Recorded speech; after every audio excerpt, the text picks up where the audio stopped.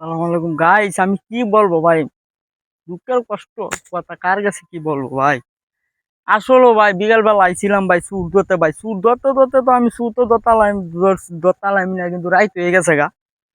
রাইত হইলে ভাই গেছি রাত সাইডটা ভাত ডাইল ভাত যাই মিলে খাইয়াম, খাইয়া হুইতে ঘুমায়াম।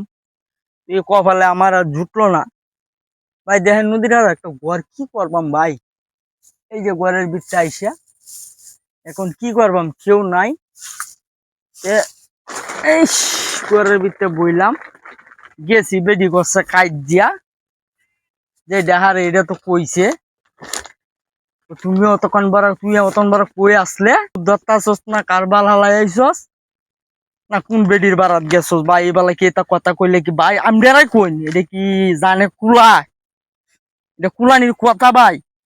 কি করম ভাই?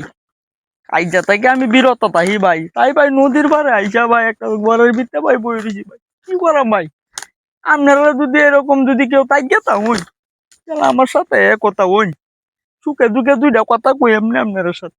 আর কি কইয়াম ভাই? আর কিচ্ছু করার নাই ভাই, কিচ্ছু করার নাই।